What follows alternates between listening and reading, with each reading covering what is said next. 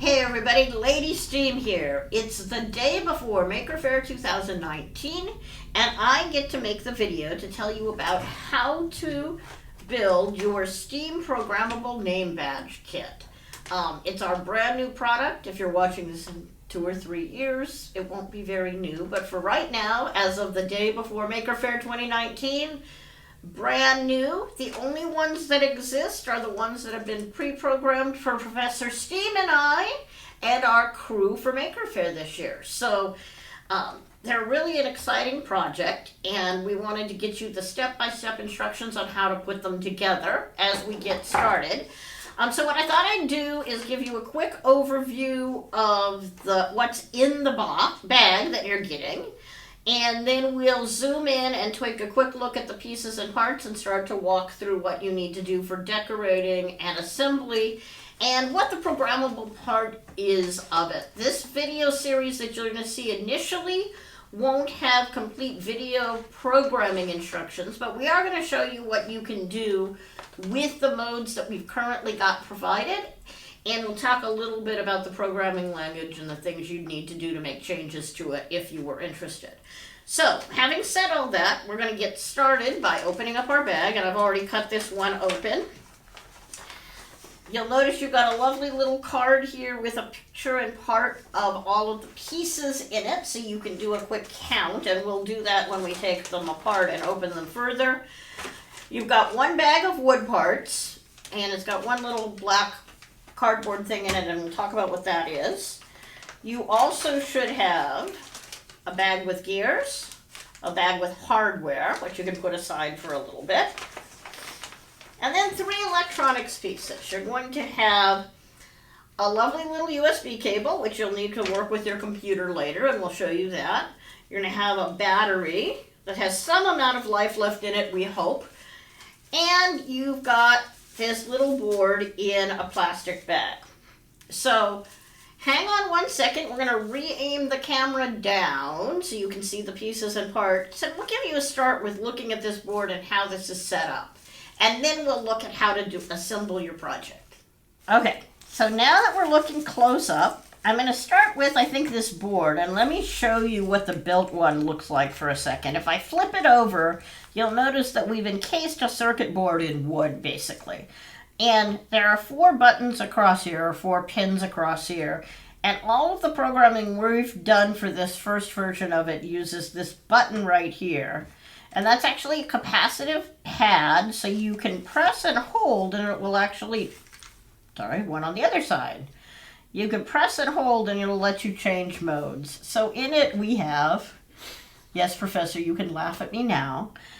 In it we have 4 modes. We have a slideshow mode, we have a magic 8-ball mode, we have rock, paper, scissors, airship tentacles, and a name badge mode. So, I'm going to leave this one in slideshow mode, and we're going to open yours, and we'll see how it's going. And the screw just fell out of that one. Somebody didn't put glue in it very well.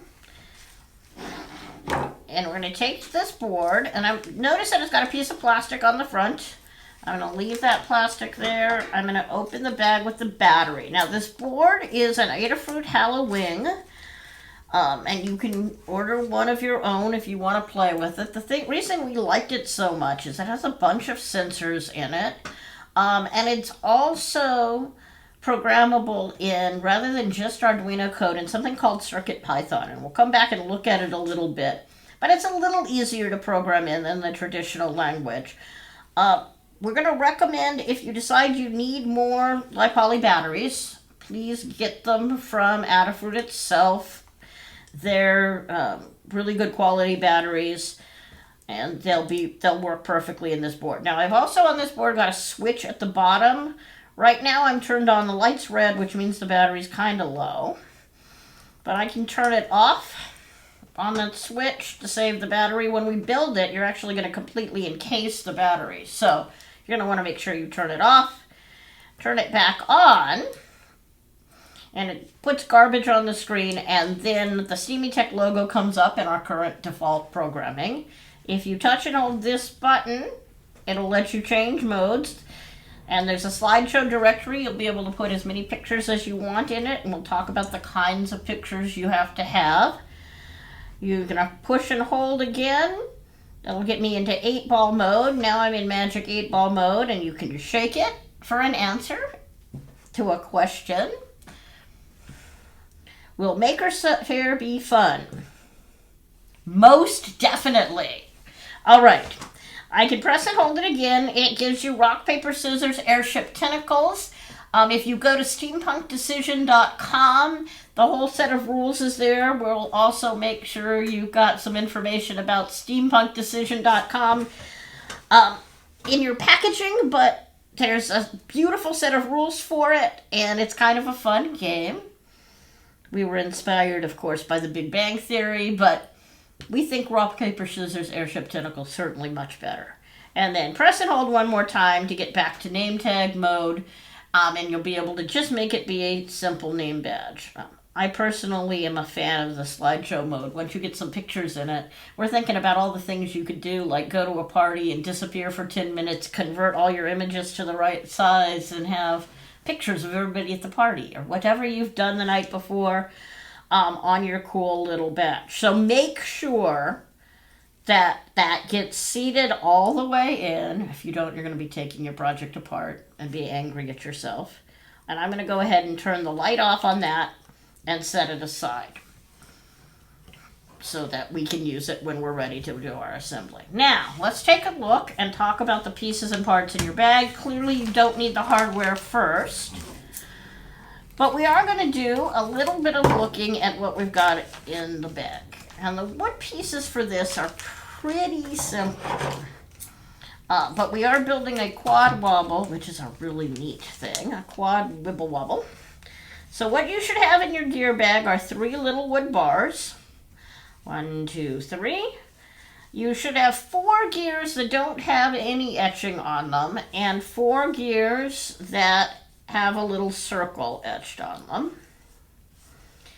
And then 2 more gears, so I've got 4 of each kind of gear. I've got 2 little wood rectangles that we're going to use to assemble those gears. So we will have to open the hardware bag before you start decorating in order to get screws to put those together. You've also got the pretty faceplate. That's going to give you lots of room for making things just amazingly beautiful. I can't wait to see what you did with it. Make sure you sand the front surface of that before you decorate. You've also got in here a back plate. That's going to be your back piece that everybody gets to see when you flip your project over. So you also want to sand that. And notice that you're going to see the top half of the back of this, because once I assemble this, it's going to go like that. So you're going to see some of the top of this and some of the bottom of that piece. So make sure you sand and decorate the back side of this board too, or at least the very top of it when you do it. Then we're going to put this little black piece of cardstock in. That's going to give you the ability to do a little bit of frame around your screen so it doesn't leak through very much. And we're going to put 4 pieces of wood on one side and 4 pieces of wood on the other. These are not seen at all. Never, ever will anyone see them. So unless you feel like decorating the sides or making stripes or something else truly amazing, it's probably not something you need to decorate at all. So let's open these up and get these screw sets glued together so that we're sure we've got gears that are ready to go when you do them. Now you are going to want to also sand on your gears, but it's easiest to do this assembly first. In your screw bag you will find a chain, a jump ring, 2 7/8 inch screws, 2 1/2 inch screws, 2 3/8 inch screws, and 4 1 inch screws. So we're going to use these 2 of these 3/8 inch guys right up front, and then you're going to take them out of this piece of wood once we finish this step so you can use them later, because you will definitely need to use them later as well. So I'm going to run this in, And by screwing it together, what I'm doing is I'm not actually going to put the screw all the way in. I'm just doing it enough to hold the two pieces of wood together because I'm going to use these to align my gears. Very, very important step. This is probably the most important step in building this project. If you want the gears to spin smoothly, is to get these aligned properly. And you want to make sure that you line up the rectangles as you do the stack. Yes, the rectangle sides line up together. Thank you, Professor. You are very welcome. What a delightful person. Now, I've also got, remember I said you had 4 gears that had little circles on them. This is the important thing here. The gears that have the circles go together. The gears without the circles go together. And the gears with the circle go next to the gears with the squares here. And when we line them up, we're actually going to put a small hole side next to a big hole side. So that means I can actually take one of my screws and I can run it through like so and hold it in the back. So we got to make sure we get these lined up the right direction and that you can actually do what I just did, because if you don't, they won't work, and you're going to be calling us on the phone. Please call us or email us if you mess up. We're happy to send you some additional gears. So I'm going to take 2 of the ones with circles. I'm going to put one of them ugly side up in the hole. And I'm going to put a little bit of glue here. Tink, tink. Careful not to get it in the teeth. And then I'm going to make sure that I put the small hole on this one next to the big hole on the other one.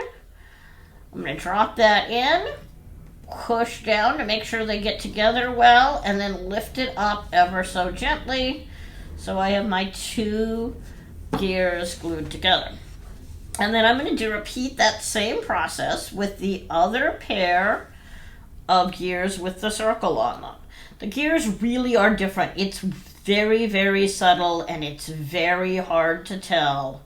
You just have to believe me when I tell you the gears are different. So, big hole, little hole. Little hole, big hole. Make sure they're opposites. Put it into the frame. Push it down really well. Make sure it doesn't slip when you lift it up and that they're really put together nicely with the teeth aligned perfectly. Now we're going to do that same thing with the ones without the extra circle on them, but we're going to do them on the side of the template that does not have a circle.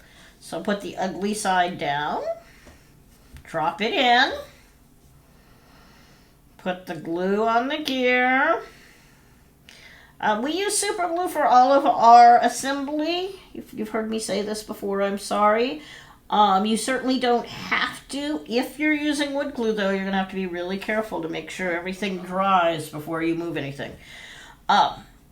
Big hole, little hole, big hole. Drop them together. Big hole, little hole. Big hole, little hole. Words to live by.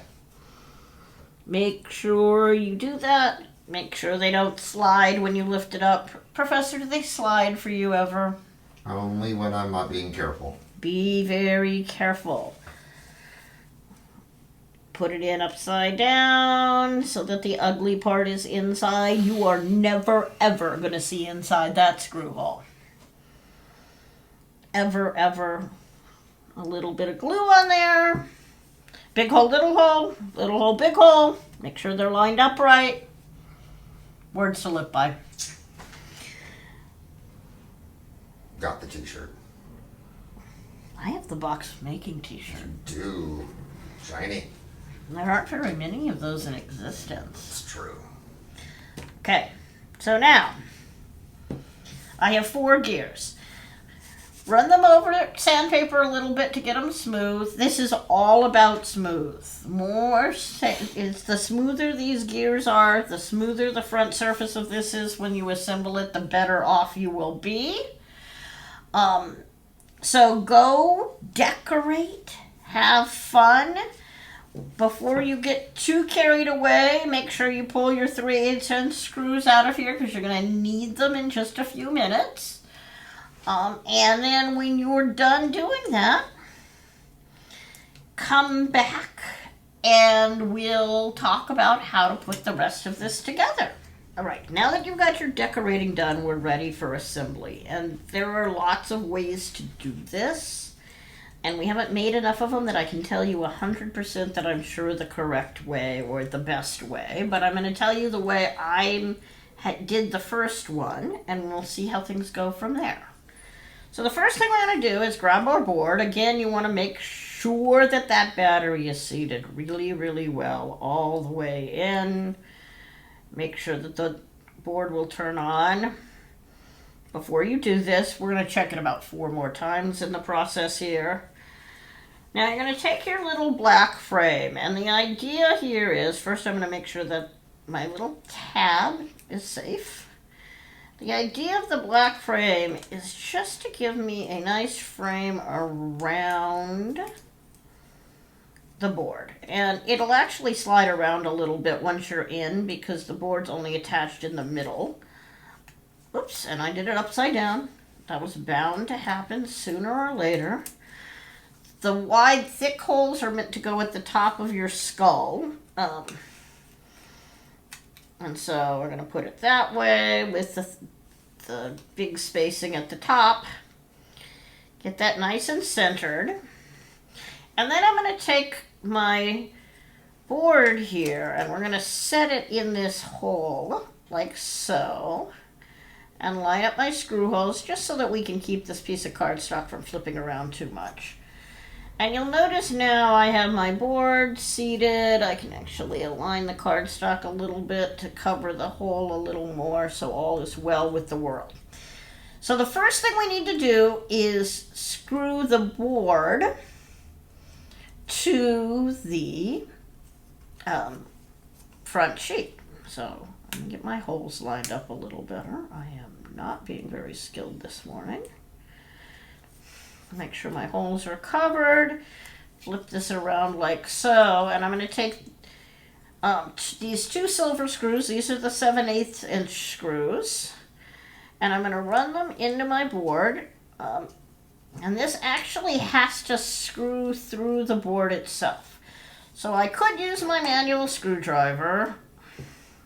It's not going to slip and slide in completely easily. If you try to do it by hand, if you try to do it with your fingers, you will probably be unhappy.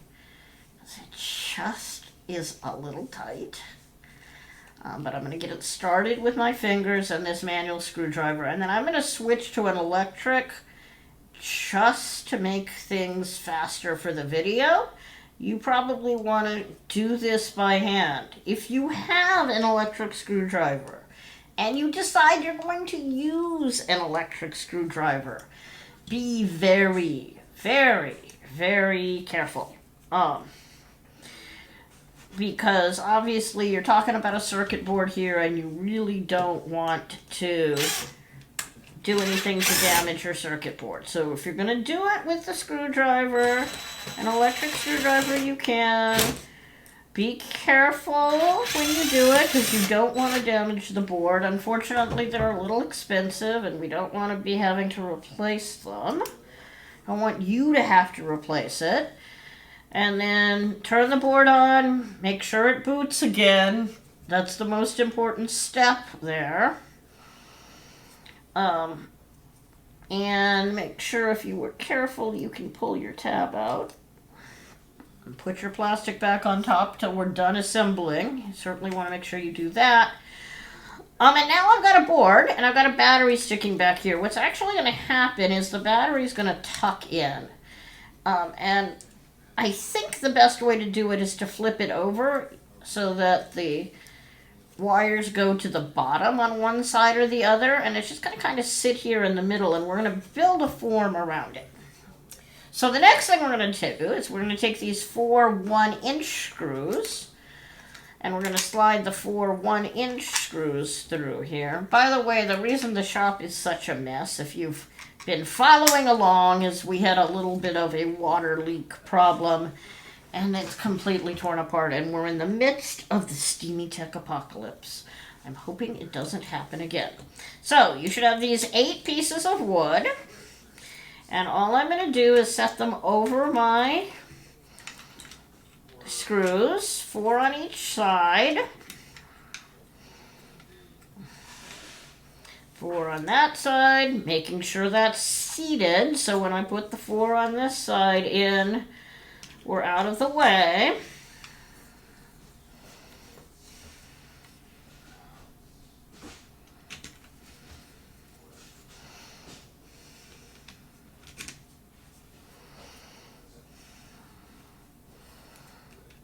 So I've got my 4 screws on the top.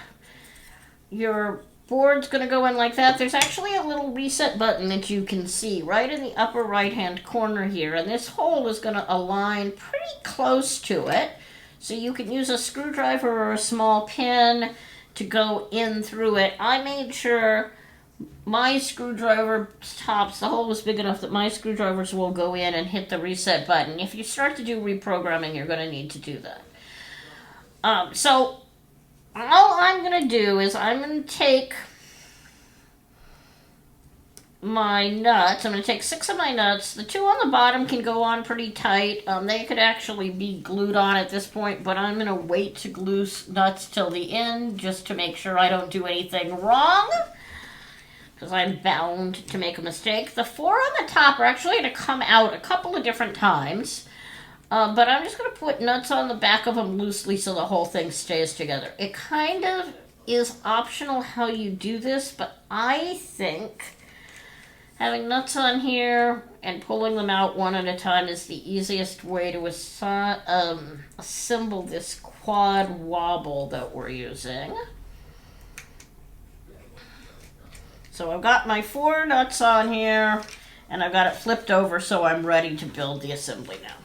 So the way a wobble goes together with our elliptical gears is it goes circle gear to non-circle gear to circle gear to non-circle gear. The other thing we're going to do is on the other side, so here and here, we're going to use bars to attach them together. Oh, you must put them in the right order, lady. So small hole, big hole, etc. So those are going to end up like that, and on that, and on that.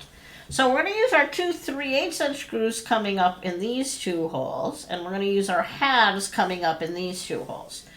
So I like to start with putting the 3/8" ones in. So I'm going to take, and I'm going to go non-circle, circle, non-circle, circle. You can do it either way. So I'm going to take a non-circle one. I'm going to take my bar here, that's my up bar. I'm going to take a 3/8" screw, those are the short ones in your bag, and bring it up, like so. And then, this is all about loose. Make it loose, make it really, really loose. Don't forget to make it loose. And when you think you're still too loose, make it looser. So you do actually have to make it a little tight, but generally speaking, at least on the 3/8" ones, I just make them so if that screw is all the way sticking up as far as it can, I'm flush with the top of that nut, and I've got a nice, easy, loose screw here. So things are going to go well. And that's a good sign. And ideally, you don't glue the nut and the screw to the bar, because if you do, then you start twisting all of it together, and it gets to be a little bit annoying too. But just a little bit there. Now, we know we're doing no circle, circle, no circle, circle, so my other 3/8" one is obviously going to be on this side. So, again, I've got a circle one here, flip it over, put my 3/8" screw through it, up through here, hold it all the way sticking out like so, putting a dot of glue on it.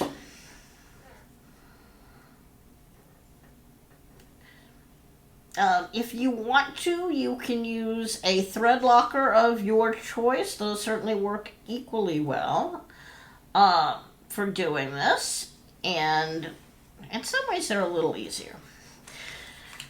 So now we're ready to start with assembly. So what we're going to do is we really want to put these two together like this. And when this one comes up, it's going to come up with a 1/2 inch screw. So this is the part where you're really careful or you're going to be really annoyed. So I'm just going to take the nuts off the two on the left-hand side to start with.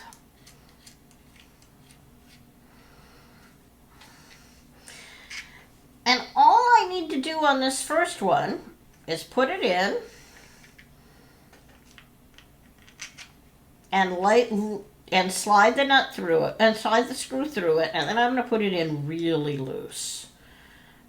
I really probably don't want to tighten it at all, but it makes it a little easier not to lose things. And then I can just lift this one out.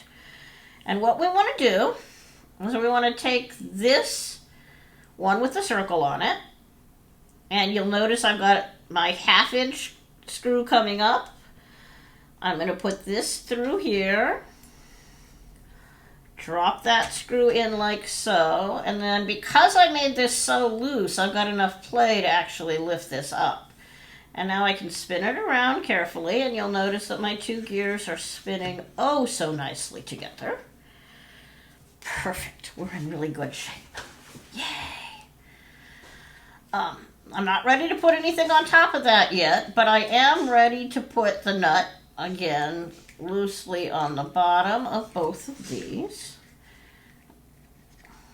1, 2, 3. Oops, it came loose because I was spinning it on the other side. Don't let the screws come out.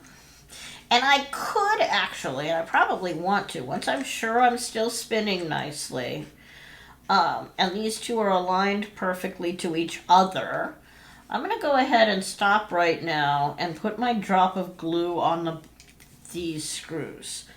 Like I said, you can use a thread locker instead. If you think you're going to want to take your board out of here, a thread locker may be an easier alternative. We like using super glue on them just because it means I don't have to keep track of something separate, and I've got a better sense that they're actually going to stay tightened in. To do the next one, I'm going to cheat though, and I'm going to tilt the gears a little bit, put my finger in so I'm sure it's nice and snug. Do not tighten these.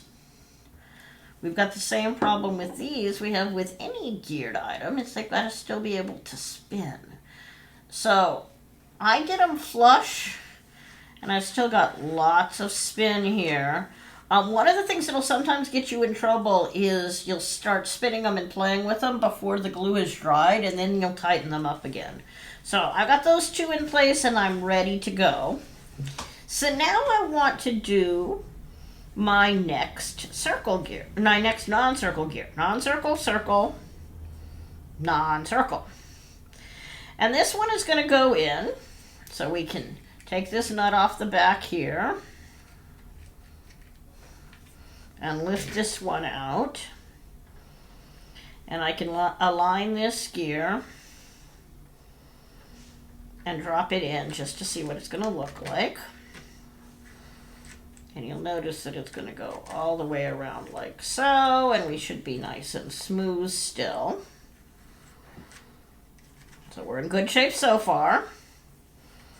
And now I'm going to get the last one aligned. I want to do one more thing before I get too carried away though, which is slide my other 1/2 inch screw in. Sliding in through the hole. Oops, I gotta get it turned over right. You guys didn't see that. You did not see me misalign this.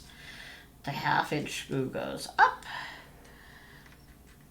The 1 inch screw goes down so it sits nicely, and those teeth line up perfectly, and I should be spinning, spinning, spinning, and I'm spinning, spinning.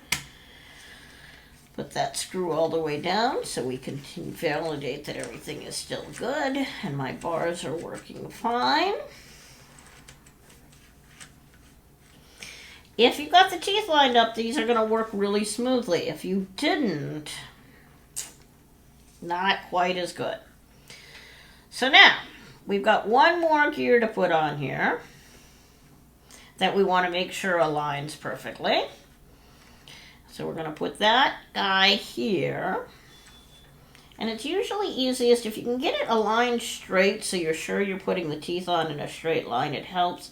It's a little deceiving since we're curving this, and I'm not even sure I got it right that time, but we'll give that one a try like that. Usually what happens if you're not lined up is what I just had happen here. And you can see how it's too tight to go around, and I'm jammed. And when I go back to this angle, I can really see how not lined up I am. So then I can adjust it over one tooth, and now it's back to spinning smoothly. And I can drop this bar back over to the other side. So now we've got the two sides built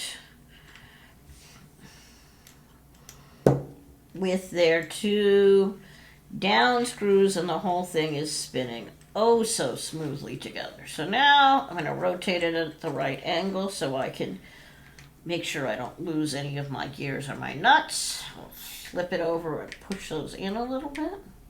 Come on, go in. I talk to inanimate objects. I'm going to do my same little dot of glue here and my dot of glue here. Make sure it got a little on the T, so I'm going to rotate that around a little to do that. And again, loose, loose, loose. Just thread it enough. It should go pretty close to flush if the ones on the front are seated. Make sure you're still spinning, because if you're not, you can always back them out now. Later will be a problem. And I've actually tightened this up in the process of testing it. So be really careful, because you definitely don't want it to get any tighter. Make sure those screws are nice and loose, all the way seated. It also sometimes helps to make sure you aren't gluing to the wood back here. It's that same problem of you want to keep it all nice and smooth and spinnable. So I'm doing really well. And the last piece to put on is this third bar goes over the top. Now you might be saying, how do I get those nuts to say? They're actually up pretty good. You can pull on them a little bit and use the wood to hold them up so that you can get your drop of glue on the side of them. And then put the nut on. Again, keep it really loose. Flush is usually the right answer. Try to avoid gluing to that wood bar if you can. I'm going to do the same thing on this side. Pull it up with my fingernail. Put a drop of glue on the side.